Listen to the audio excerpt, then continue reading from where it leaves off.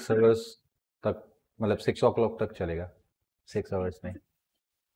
Okay, so actually 13 question आए, yes और no? तो the question number 13, right the equation of the torque on the needle placed in a uniform magnetic field and obtain equation of its equation of its periodic time t equals to 2 pi under root I upon mb. Over here this I is moment of inertia, not a current. आपको याद रखते जाना है, okay? क्योंकि mention किया हो ना किया हो आपके दिमाग में होना चाहिए। सो I क्या है? मोमेंट ऑफ इनर्शिया, करंट नहीं है, okay? A magnetic needle placed in a uniform magnetic field B vector, it's dipole moment is m vector. ये जो हॉरिजॉन्टल लाइंस बताए गए वो B वेक्टर के हैं, हाँ समझ में? और एक निडल है, और निडल का जो मैग्नेटिक मोमेंट है वो कौन सा वेक्टर है? m वेक्टर, जो s से n होता है और B के साथ कितना एंगल बना रहा है? थीटा बना रहा है। The force acting on both n pole and s pole constitutes a couple of force and hence torque acting on it. ये दोनों के ऊपर क्या लगेगा? फोर्स। पहले फोर्स लगेगा दो पोल के बीच में and due to that torque create होगा, okay? But the thing is what, as you know that N पे जो फोर्स लगता है वो मैग्नेटिक फील्ड के डायरेक्शन में होता है, क्योंकि N behave as a point charge, positive charge, मतलब N is just like analogy with the positive charge, और एस मतलब नेगेटिव जैसा, तो बी के ऑपोजिट डायरेक्शन में फोर्स लगेगा। But both the force are same, क्योंकि यूनिफॉर्म मैग्नेटिक फील्ड है। बात क्लियर हो रही है? And that's why this forces opposite in the direction cancel each other, that's why resultant force is 0, no translation motion, but there is some separation between them। हमने torque वाला तो find किया ही था, कल ही बात की थी, है ना? प्रीवियस लेक्चर में सेकंड लास्ट क्वेश्चन टॉर्क वाला किया था ना, बट पैरेलल नहीं, मतलब एक दूसरे से सेपरेटेड है, एंड दैट्स वाई वहां पे टॉर्क प्रोड्यूस होगा। क्या प्रोड्यूस होगा? Torque, okay? So magnetic field at the r distance from the pole strength qm, जैसे आपको Q अगर चार्ज हो तो इलेक्ट्रिक फील्ड का क्या फॉर्मूला था? कि Q अपन आर स्क्वायर। वहां वैसे ही अगर QM कोई मैग्नेटिक चार्ज हो तो मैग्नेटिक फील्ड का क्या फॉर्मूला होगा? K की जगह पे म्यू 0 अपन 4 पाई, ओके? तो म्यू 0 तो भूल गए ये लोग, म्यू 0 अपन 4 पाई, Q की जगह पे QM अपन आर स्क्वायर। याद आ रहा है? Okay, good. And an electric field at the r distance is nothing but 1/4 pi epsilon 0 भी भूल गए यहाँ पे, 1/4 pi epsilon 0 q अपन r square, just analogy बताया है। In the electricity torque acting on the dipole is torque tau equals to p vector cross e vector, not epsilon, e vector, okay? Similarly torque in a magnetism is m cross b, जो previous question में हमने पढ़े, yes or no? Tau equals to what? mb sin theta, okay? Now here tau, restoring tau, and theta is angle between the m vector and b vector. Then for equilibrium condition होता क्या है? कोई भी field में अगर आप dipole रखते हो तो वो पैरेलल बनने का ट्राई करेगा, क्योंकि parallel is the stable as well as equilibrium condition. Equilibrium मतलब टॉर्क एक्टिंग 0 एंड स्टेबल मतलब मिनिमम एनर्जी, यस और नो? तो कोई भी डाइपोल को अगर आप एक्सटर्नल मैग्नेटिक फील्ड में रखोगे तो वो कैसे रहने का ट्राई करेगा? पैरेलल। बट जब आप उसको थोड़ा सा डिस्प्लेस करते हो, क्या करते हो? डिस्प्लेस, तो उसके अगेंस्ट में आपको वर्क करना पड़ेगा, और फिर उसको छोड़ देते हो तो वापस एक रिस्टोरिंग टॉर्क लगेगा जो उसको मेन ओरिजिनल सिचुएशन में लाएगा। बात क्लियर हो रहा है? हाँ या ना? डेविएशन रिस्टोरिंग जो वापस लाएगा, तो इस रिस्टोरिंग टॉर्क को हम टाउ बोल दे। और हमने पढ़ा हुआ है 11th में second law of Newton, F equals to ma, likewise tau equals to I alpha. बात क्लियर हुआ?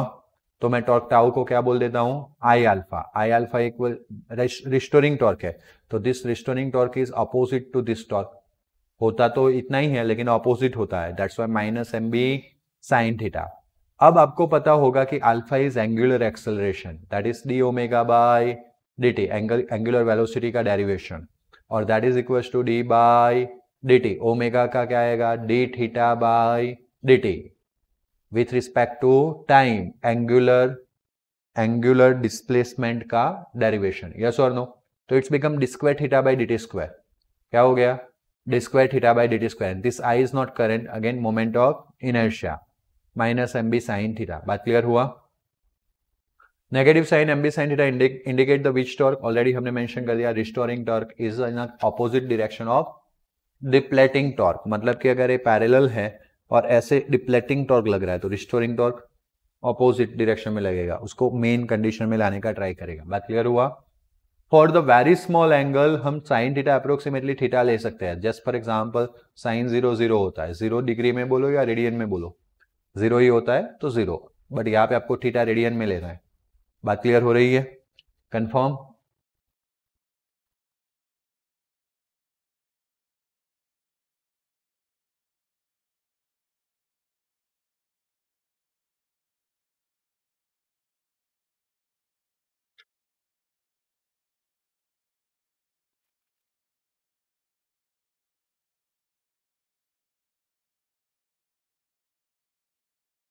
ओके, ये टेबल देखिए,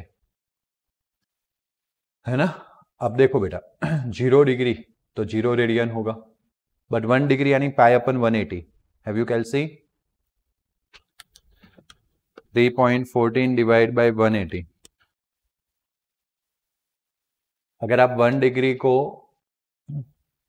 डिवाइड करोगे, पाई मतलब 1 डिग्री यानी पाई अपन 180, तो पाई अपन 180 आपको आंसर मिला होगा 0.01744। यस और नो?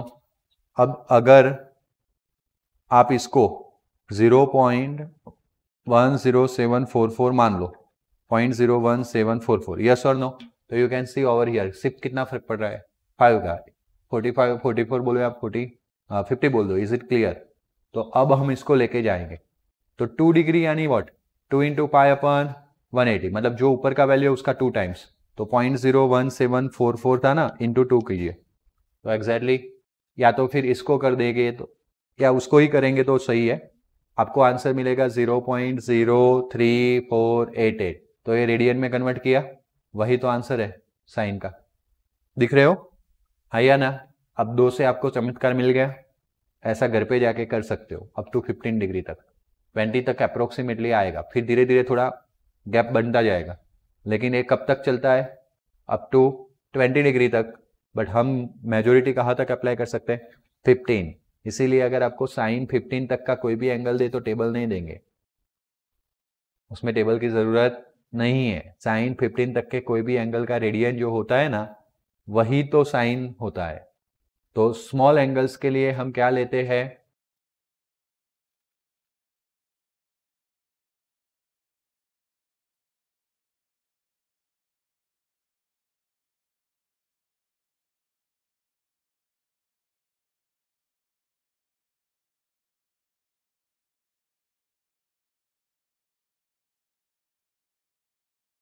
आ गया।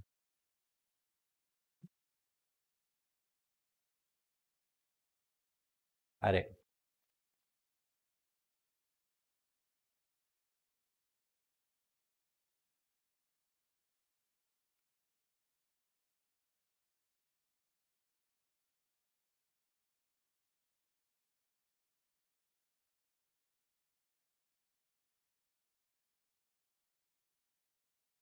सॉरी, तो साइन थीटा अप्रोक्सीमेटली, अगर थीटा स्मॉल होता है तो साइन थीटा अप्रोक्सीमेटली क्या होता है? थीटा होता है। तो I d square theta minus अपन d t square equal to minus m b sine theta था, उसको क्या ले लिया? थीटा ले लिया। बात क्लियर हुआ? ये आई जो मल्टीप्लीकेशन में, उसको मैं कहाँ ले गया? डिविजन में।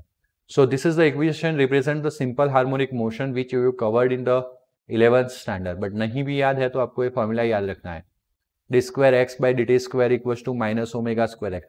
This is the equation for which motion? simple harmonic motion. Motion of swing is simple harmonic motion. Okay, by neglecting air resistance. जब भी हम कोई चीज बात करते हैं तो आइडियली बात करते हैं, उसमें जो नॉर्मल सिचुएशंस होती है उसको थोड़ा निग्लेक्ट करना होता है। बात क्लियर हो रहा है? So d square x by d t square equal to minus omega square x, और वेर ओमेगा स्क्वायर जो है उसकी जगह पे यहाँ पे अगर आप इसको कंपेयर कर लो, तो जैसे यहाँ पे एक्स है वहां पे थीटा थीटा है, तो ओमेगा स्क्वायर की जगह पे कौन आएगा? M b I. कौन आएगा? M b I. किसकी जगह पे? Omega square. That's why omega क्या होगा? Under root m b I. बात क्लियर हुआ? हाँ या ना? अब मैं क्या करूंगा, ओमेगा को क्या लिखूंगा? 2 पाई बाय टी, तो under root m B upon आई, मुझे टी चाहिए तो उल्टा करना पड़ेगा, तो टी अपन 2 पाई, पहले t, that is equal to under root I अपन m b. Is it clear? अब मुझे टी चाहिए तो 2 पाई से मैं मल्टीप्लाई कर दूंगा। क्लियर हुआ? तो this is the time period formula जो हमें प्रूव करने को बोला था, लेकिन उस पे से हम बी का भी फॉर्मूला निकाल सकते हैं बाई जस्ट स्क्वायरिंग इट। अगर मैं इसको स्क्वायर कर लूँ तो क्या हो जाएगा, T square equals to 4 pi square into M B upon I. तो मुझे क्या चाहिए, बी। तो आई मल्टीप्लीकेशन में 4 पाई स्क्वायर एम डिवीजन में, क्यों ऐसे उल्टा हो गया ना इन लोगों का, नहीं इन लोगों ने यहां से ही गलती की। टी में ही ऊपर क्या आएगा आई, नीचे कौन आएगा एम बी, तो यहाँ पे गलती है ना, यहाँ पे क्या आएगा अंडर रूट आई अपन एम बी। अब जस्ट हम इसका स्क्वायर करेंगे तो t square equals to 4 pi square into I अपन एम बी। तो बी जस्ट ऊपर जाएगा और टी स्क्वायर नीचे आएगा, तो ये वाला फॉर्मूला सही है। बात क्लियर हुआ, ये गलत था, क्यों, जब आपने उसको रेसिप्रोकल किया तो आई अपन क्या आया था, इन लोगों ने क्या लिख दिया, दैट्स वाई ये रॉन्ग था। अब उस पे से मैंने ये वाला फॉर्मूले पे चला गया तो वापस रॉन्ग रहेगा, आया ना, चलो कोई बात नहीं, होता रहता है, अपने को अपने में ध्यान देना है। Where I is the moment of inertia, अगर हम बार मैग्नेट लेते हैं तो चैप्टर नंबर 7 ऑफ 11 साइंस, उसमें बार के लिए मोमेंट ऑफ इनर्शिया का टेबल में लिखा हुआ था 1/12 ml²।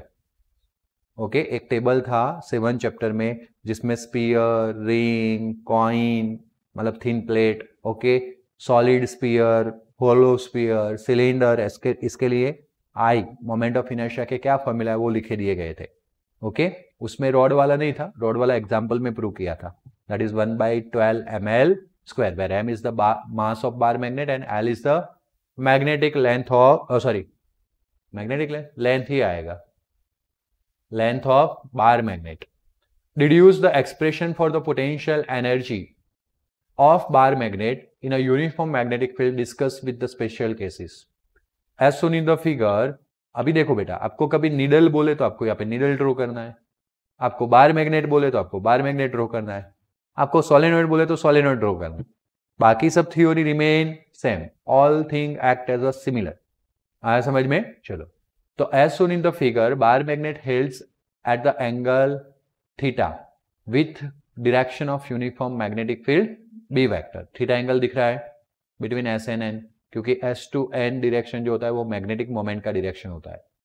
So potential energy of bar magnet indicated by UM, U for potential energy, M for magnetic potential energy.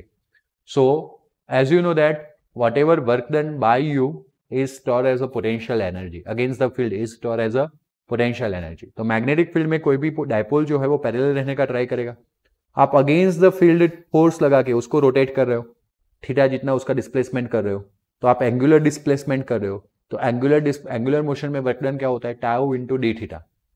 अगर लीनियर मोशन होता तो force into displacement, likewise angular में फोर्स की जगह पे टॉर्क टाउ एंड डिस्प्लेसमेंट की जगह पे एंगुलर डिस्प्लेसमेंट डी थीटा। तो छोटा सा वर्क डन हो जाएगा tau of theta into D theta, मतलब टाउ थीटा पे डिपेंड है, that's Y tau of theta function into D theta. उसका मुझे क्या करना रहेगा, इंटीग्रेशन। तो टाउ ऑफ थीटा की जगह पे क्या आएगा, एम बी कॉमन हो जाएगा, आया समझ में। और साइन थीटा का जो इंटीग्रेशन है वो माइनस कॉस थीटा आएगा, क्या आएगा, माइनस कॉस थीटा। तो m b cos theta, minus तो माइनस ही रहेगा, जब दो वेक्टर क्वांटिटी के साथ कॉस थीटा मल्टीप्लिकेशन में हो तो दोनों का डॉट मल्टीप्लिकेशन है। बात क्लियर हुआ। वैसे भी दोनों वेक्टर का डॉट मल्टीप्लिकेशन हो के स्केलर क्वांटिटी एनर्जी मिल रही है, एनर्जी का कोई डायरेक्शन नहीं है। बात क्लियर हुआ। स्पेशल केसेस क्या है, अगर मैं एंगल कितना ले लूं 0 तो कॉस 0 1 हो जाएगा, कॉस 0 कितना हो जाएगा 1, and that's why u equals to क्या मिलेगा minus m b. This is minimum value of potential energy, that means most stable. Equilibrium and stable में बहुत फर्क है। इक्विलिब्रियम मतलब टॉर्क 0 होना चाहिए, स्टेबल मतलब एनर्जी 0 होना चाहिए। तो which is the most stable position for magnetic dipole, theta between magnetic moment and magnetic field is 0, yes or no, which is most equilibrium condition 0 and 180, क्योंकि दोनों में टॉर्क कितना होता है 0, टॉर्क 0 मतलब equilibrium, yes or no, okay. Equilibrium and stable condition only 0, क्यों, देखो 0 and 180 में तो इक्विलिब्रियम था ही, टॉर्क 0 बराबर, बट पोटेंशियल एनर्जी मिनिमम हो तब स्टेबल बनेगा। तो इक्विलिब्रियम भी हो और स्टेबल भी हो, तो वो जीरो में पॉसिबल है। कब पॉसिबल है? जीरो, पोटेंशियल एनर्जी मिनिमम और टॉर्क जीरो। आया समझ में? इक्विलिब्रियम एंड अनस्टेबल 180, इक्विलिब्रियम है मतलब टॉर्क जीरो है, 180 sine 180 zero, okay, but cos 180 minus 1 minus m b plus m b, maximum potential energy, that's why unstable. Is it clear ना? तो equilibrium and unstable, बात क्लियर हुआ? इतने सालों में पहली बार ये सिखाया मैंने, मतलब सिखाया तो था बट इतना डिटेल में जाके स्टेबल में एनर्जी ध्यान रखनी है। और मतलब आप लोगों को आप मतलब मैं इस साल में पहली बार बोला हूँ ये इतना क्लैरिफाई करके, मेरे सालों के कैरियर में मैं इस बार पहली बार बोला हूँ ये। पता नहीं आगे के सालों में मैंने क्यों नहीं बोला, बट द थिंग इज शायद कभी कभी मुझे अभी रिवीजन हैमरिंग से मुझे अभी लाइट हुआ हो कि यहाँ पे बच्चे शायद कंफ्यूज रहते होंगे, तो लेट मी क्लैरिफाई इट। आया समझ में? जनरली मैं पढ़ाने में कुछ जादू नहीं कर रहा हूँ, बट मैं ट्राई कर रहा हूँ कि बच्चा कहाँ फंस सकता है, सिंपल सा है, मैं ये सोच के ही पढ़ा रहा हूँ। तो कभी कभी ये बोलता हूँ यहाँ पे ध्यान रखना नहीं तो फंसोगे, फिर मैं सोच लेता हूँ कि यहाँ पे अगर माइंड गया तो मतलब थोड़ा सा पॉइंट लूज हो गया तो वहाँ पे गलती होने के चांसेस है। तो मैंने कैरियर में मतलब आपको 3 बार पढ़ा दिया होगा क्योंकि मैंने आगे भी डायपोल्स की बातें की हुई है, तो ठीक है कि रिपीटेशन हुआ, बट इस साल में मैं पहली बार बोला हूँ स्टेबिलिटी के बारे में और इक्विलिब्रियम्स के बारे में। और सिंपल सा फंडामेंटल कॉन्सेप्ट है, इक्विलिब्रियम मतलब टॉर्क और फोर्स जीरो होना चाहिए, और स्टेबिलिटी मतलब एनर्जी क्या होनी चाहिए? मिनिमम। क्या होनी चाहिए? मिनिमम। तो जीरो एनर्जी वापस स्टेबल नहीं है, माइनस एम बी स्टेबल है। बात क्लियर हुआ? चलो गुड। सो 180 अगर है तो प्लस एम बी मतलब कि मैक्सिमम आएगा, मिनिमम नहीं आएगा। क्या आएगा? Maximum value of potential energy, most unstable आएगा, स्टेबल नहीं आएगा। ये 2 वर्ड्स गलत है, अगर आपको सेम टू सेम वर्ड कहीं दिखने मिलते हैं तो आपको करेक्ट कर लेने हैं। Maximum value of potential energy, most unstable. क्या आएगा? Unstable. If the bar magnet is perpendicular then potential energy zero, no comment for stability, क्योंकि ना मैक्सिमम है ना मिनिमम है, तो उस स्टेबिलिटी में कोई कमेंट करेंगे नहीं। बोलो कोई doubt?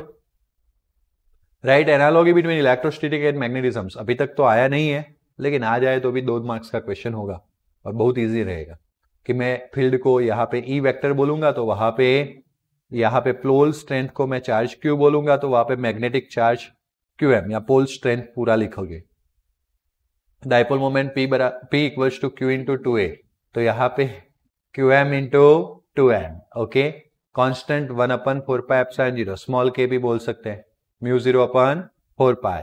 Length of dipole 2a, वहां पे 12। Direction of dipole moment negative to, वहां पे south to north. Difference between electrostatic and magnetic, तो डिफरेंस क्या है? एक तो दोनों में कांस्टेंट डिफरेंट है। यहाँ पे जो कांस्टेंट है वो एप्सिलॉन 0 है, जहां पे हम वहां 1/ε0 लिख रहे थे वहां पे म्यू 0 यूज कर रहे हैं। परमिटिविटी एंड परमीएबिलिटी, यहाँ पे मेन फंडामेंटल चार्ज कौन है? क्यू है, वहां पे magnetic pole strength q m है। Dipole moment again 2a into q, तो यहाँ पे 12 इंटू क्यू एम, ओके। वैसे भले डिफरेंस बोला है, एनालॉगी ही लिख रहे हैं, एक्चुअली में डिफरेंस क्या आएगा? डिफरेंस तो आएगा ही नहीं। तो एक्चुअली भले 2 क्वेश्चन अलग से दिए गए हैं रेफरेंस में, but both are under the same heading, analogy ही हम, डिफरेंस को रिप्रेजेंट नहीं कर रहे। डिफरेंस तो सिर्फ इतना ही बनता है कि मैग्नेटिक फील्ड में मोनोपोल्स एग्जिस्ट नहीं करते और वहां पे मोनोपोल्स एग्जिस्ट करते हैं, बराबर। और दूसरा डिफरेंस बनता है loop, okay. Magnetic field lines loop form करते हैं, electric field lines loop form नहीं करते, और ज्यादा कुछ डिफरेंस बनने वाला नहीं है। बट एनालॉगी है दोनों के बीच में, इधर कुछ ऐसा तो उधर भी कुछ ऐसा, इसको एनालॉगी बोलते हैं, सिमिलैरिटीज, ओके। तो यस देखो नया कुछ वर्ड आया सामने, डिफरेंस की जगह पे क्या होना चाहिए? सिमिलैरिटीज आना चाहिए। एनालॉगी का मतलब होता है सिमिलैरिटीज, आया समझ में? But both the question same, okay. चलो आगे बढ़े। तो वापस यहाँ पे इलेक्ट्रिक फोर्स की बात करें बिटवीन 2 चार्जेस, याद होगा आपको, बहुत दिनों के बाद सुनने में आया k q1 q2 upon r², तो वैसा वहां पे हो सकता है म्यू। वहां पे क्या है? 2 मैग्नेट के बीच में क्या फोर्स लगेगा? 2 मैग्नेट के नॉर्थ पोल के बीच में कौन सा रिपल्सन लगेगा? एक नॉर्थ और दूसरे के साउथ के बीच में कौन सा अट्रैक्शन लगेगा? तो पहले हमें वो मैग्नेट की क्या फाइंड कर लेनी है, पोल स्ट्रेंथ। तो एक के लिए QM1, दूसरे के लिए देन अप्लाई μ0/4 QM1 QM2 अपन R²। वो तो ये फील्ड वाला तो आपको पता ही है 2kp/r³। वैसे 2m μ0/4 अपन r³। यहाँ पे -kp यहाँ पे -μ0/4 m/r³। तो यहाँ पे टॉर्क टाउ है P क्रॉस E, यहाँ पे है m क्रॉस B, यहाँ पे -P.E, यहाँ पे -m.B। और एक हमने पता है न्यूमेरिकल में पढ़ा था, change in potential energies work done, okay, और that is P cos θ1 - cos θ2। वैसे फाइनल माइनस इनिशियल होता है, लेकिन वो माइनस की वजह से इनिशियल माइनस फाइनल हो गया। यहाँ पे भी MB cos θ1 - cos θ2। बोलो कोई doubt? Confirm? Okay, give the explanations of Gauss law for the magnetic field according to the figure. Let closed surface S, this surface kept in a magnetic field B vector, the flux associated with this surface have to determine। एक surface लिया है, आपको पता है Gauss law में हम E.ds करते थे, तो वैसे भी यहाँ पे सरफेस लेना पड़ेगा। पूरे सरफेस के साथ डील ना कर पाए तो एक एरिया एलिमेंट लेना पड़ेगा, हाँ या ना? तो according to the figure, let take a close surface as the surface kept in the which field, magnetic field. The flux associated with this surface we have to determine. हमें पूरे surface के साथ फ्लक्स फाइंड करना है। It is not possible to work with the whole surface, and so what we are going to do, imagine surface as divided into small area elements. One such element delta S vector and magnetic field associated with the B vector. The magnetic flux for this element is defined as phi equals to B into delta H. Just like आपने electric flux phi E equals to आपने E into delta S लिया था, yes or no? तो वो delta phi था, यहाँ पे भी डेल्टा फाई। बट जैसे मैग्नेटिक फील्ड वेक्टर आ गया, मैग्नेटिक फ्लक्स पे बहुत सारी बातें होगी अपकमिंग चैप्टर्स में, मतलब 6 चैप्टर के अंदर, ओके? बट याद रखना, तो फ्लक्स फाई भी अगर मुझे टोटल फाइंड करना है तो मुझे सारे डेल्टा का क्या करना पड़ेगा, समेशन करना पड़ेगा। डेल्टा फाई बी को क्या बोलेंगे, बी इंटू डेल्टा एस। क्या बोलेंगे, b into delta s. But लो ऐसा बता रहा है कि अगर आप मैग्नेटिक फ्लक्स टोटल सरफेस पे फाइंड करना चाहोगे तो वो आंसर कितना हो जाएगा, 0 हो जाएगा। क्यों? तो आपको थोड़ा सा पीछे जाके याद करना पड़ेगा कि आपने इलेक्ट्रिक फ्लक्स को number of line, electric field line से रिप्रेजेंट किया था। इलेक्ट्रिक फ्लक्स और कुछ नहीं, पर्टिकुलर एरिया में से नंबर ऑफ फील्ड लाइन कितनी पास हो रही है वो बता रहा है। अब electric field line either outward होती है या तो फिर इनवर्ड होती है, एक साथ एक ही सरफेस में दो नहीं हो सकती, पॉसिबिलिटी ही नहीं है। हाँ, मैग्नेटिक फील्ड में क्या हो जाएगा, लूप बन जाएगी, मतलब जितनी इन होगा उतना ही आउटवर्ड हो जाएगा। आया समझ में? क्यों?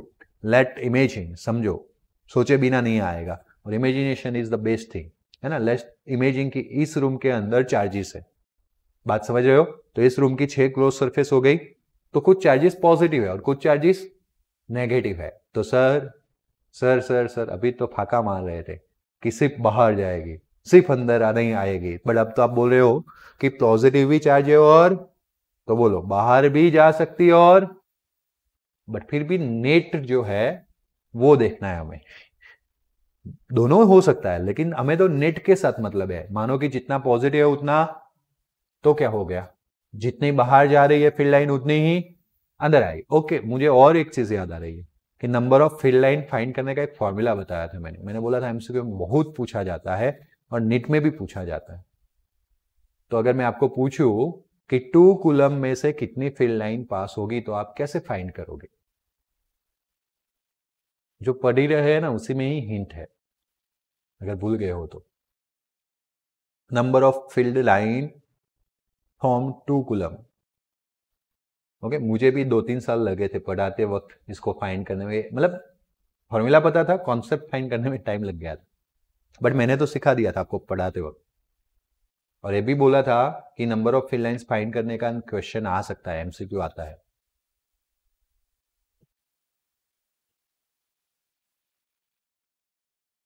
इलेक्ट्रिक फील्ड लाइन की ही बात कर रहा हूं, चलो।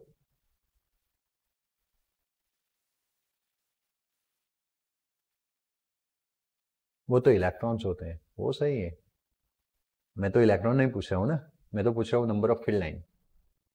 बेटा फील्ड लाइन क्या रिप्रेजेंट कर रही है, फ्लक्स, तो फ्लक्स में हिंट है, इलेक्ट्रिक के लिए ही सोचो, क्यू अपन एप्सिलॉन 0, वही तो बोला था कि क्यू की वैल्यू रखना। हाँ तो मिल जाएगा ना, जो फ्लक्स मिलेगा वही फील्ड लाइन रिप्रेजेंट करेगा, वही बताया था। जो आप Q अपन एप्सिलॉन जीरो, मानो कि 2 कूलम में मुझे फील्ड लाइन फाइंड करना है तो 2 अपन एप्सिलॉन जीरो करना है, उसी को ही फील्ड लाइन बोलेंगे, नंबर ऑफ फील्ड लाइन। जो फ्लक्स है ना, दैट फ्लक्स रिप्रेजेंट की पर्टिकुलर एरिया में से कितनी फील्ड लाइन पास हो रही है, तो वो स्ट्रेंथ ऑफ फील्ड लाइन बता रहा है। इसलिए कभी कभार पूछा ही जाता है कि 2 कूलम में से कितनी फील्ड लाइन पास हो रही है, तो बस that Q upon epsilon zero. बात क्लियर हुआ? तो जहां पे पढ़ाया होगा एक वापस लिंक अगर आपको मिल सकती है तो रिवाइंड कीजिएगा, मिल जाएगा।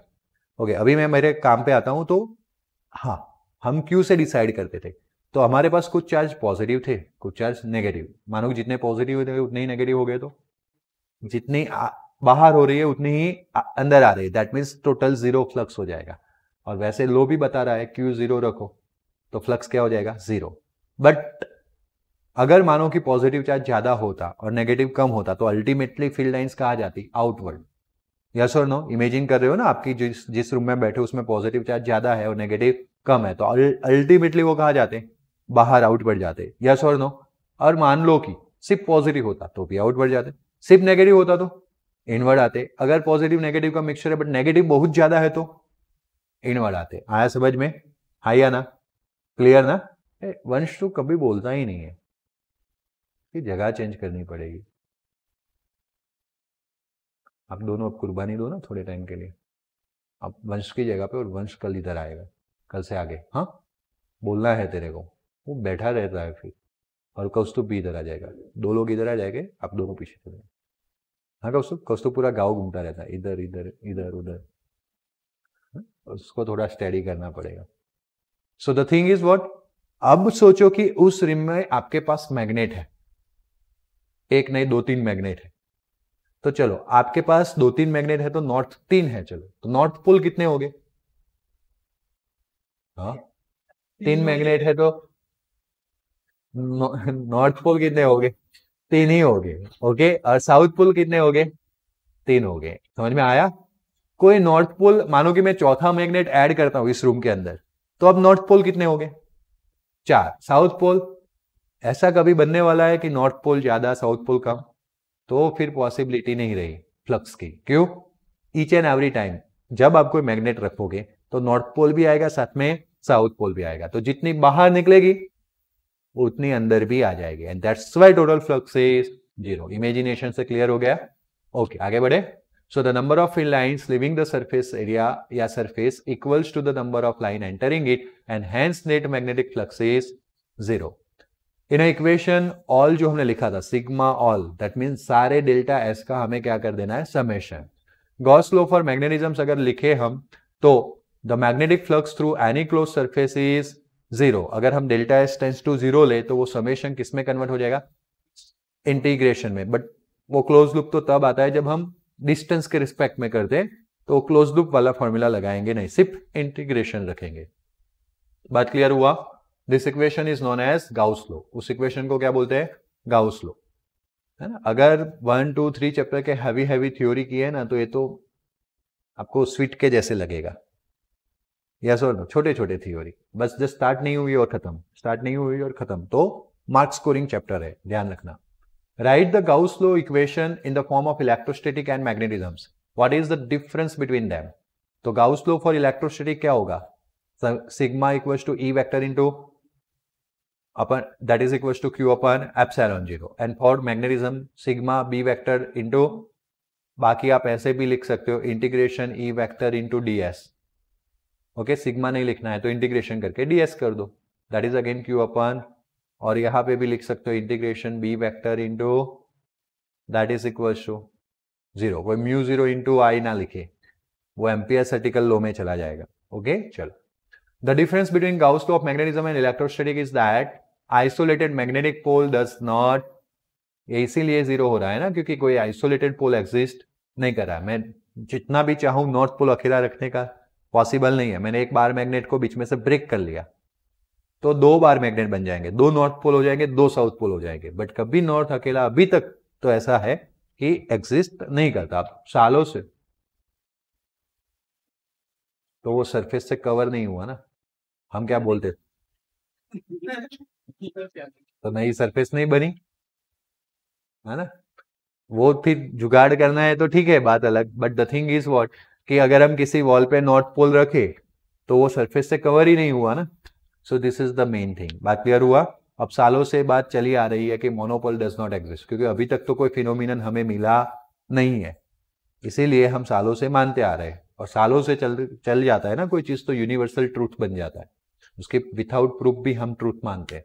आया समझ में? बोलो कोई डाउट? कंफर्म? ओके, अब नया टॉपिक है वो मैं नेक्स्ट लेक्चर से ही स्टार्ट करूंगा. देखो अब सिंपल चैप्टर में 2 पोर्शन बाकी रहे और जो कल धमाकेदार से खत्म हो जाएंगे. कल 1.5 घंटे का लेक्चर है. अर्थ मैग्नेटिज्म समझना है, और अर्थ मैग्नेटिज्म समझने के बाद डायमैग्नेटिज्म, पैरामैग्नेटिज्म, फेरोमैग्नेटिज्म, और उसके बाद हिस्टेरिसिस. चैप्टर खत्म. ओके, तो होप सो कि कल खत्म कर देंगे और संडे 6 चैप्टर का स्टार्टअप करके एंड अप तो नहीं होगा बट आधे तक तो पहुंच जाएगा, क्योंकि 6 चैप्टर मेरे को सबसे इजी लगता है. ओके, बहुत इजी है, बहुत इजी है. बात समझ में आया? तो वो भी बहुत छोटा चैप्टर है. एंड देन फिर हम न्यूमेरिकल्स पे चले जाएंगे. न्यूमेरिकल्स में 1 2 3 वाले न्यूमेरिकल्स हो गए अपने, तो 4 भी हो गया ना पूरा. केमिस्ट्री के करवाता हूँ. बट द थिंग इज, तो 5th के न्यूमेरिकल में कोई टेंशन नहीं है, 6 के भी, क्योंकि 5th में ज्यादातर थियोरिटिकल है. बात समझ में आया? तो वो भी कर देंगे एंड देन केमिस्ट्री के न्यूमेरिकल्स पे जाएंगे. Okay, don't worry, we have enough time, 15 days we have, है ना. तो 15 डेज बहुत कुछ होता है, आधा महीना होता है. ओके, आउट ऑफ 12 मंथ का अगर आप स्टडी करियर मानो पूरे साल का, तो उसमें से भी आधा महीना मतलब 24th पार्ट है. ओके, तो see you in next lecture. Good bye, take care, thank you.